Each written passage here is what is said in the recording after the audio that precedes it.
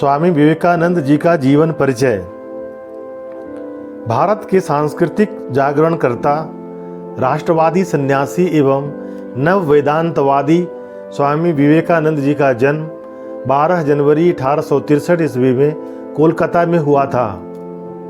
उनके पिता श्री विश्वनाथ दत्त पाश्चात्य सभ्यता में विश्वास रखते थे। उनके बचपन का नाम नरेंद्र था। नरेंद्र बचपन से ही दार्शनिक प्रवृत्ति के थे। वे ऋषि मुनियों से यह प्रश्न करते थे कि क्या आपने ईश्वर को देखा है।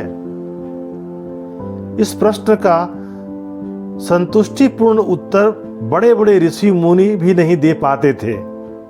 किंतु एक बार 1881 में धार्मिक उत्सव के समय नरेंद्र की मुलाकात श्री रामकृष्ण परमहंस से हुई।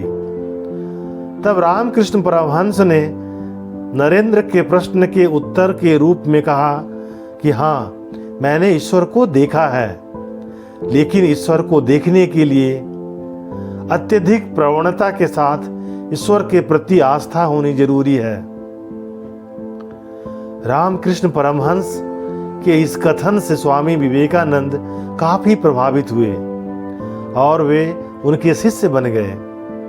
किंतु 1886 ईस्वी में रामकृष्ण परमहंस की मृत्यु हो गई। तब विवेकानंद जी ने अपने गुरु के मानवतावादी दर्शन का प्रचार प्रसार करने के लिए अपने गृहस्थ जीवन का त्याग कर ब्रह्मचर्य धारण कर लिया और सन्यासी बन गए। 25 वर्ष की अवस्था में नरेंद्र दत्त ने गेरुआ वस्त्र पहना। तत्पश्चात उन्होंने पैदल ही पूरे भारतवर्ष की यात्रा की और अपने देश को निकटता से जाना और समझा। 1893 ईस्वी में शिकागो में हुए विश्व धर्म सम्मेलन में उन्होंने भाग लिया और अपने प्रभावी भाषण द्वारा भारत के वेदांत एवं सनातनी धर्म का परचम पूरे विश्व में फहराया। भाषण के पश्चात तो अमेरिका में उनका बहुत स्वागत हुआ। वहां उनके भक्तों का एक बड़ा समुदाय हो गया। 3 वर्ष तक वे अमेरिका में रहे और वहां के लोगों को भारतीय तत्व ज्ञान की अद्भुत ज्योति प्रदान करते रहे।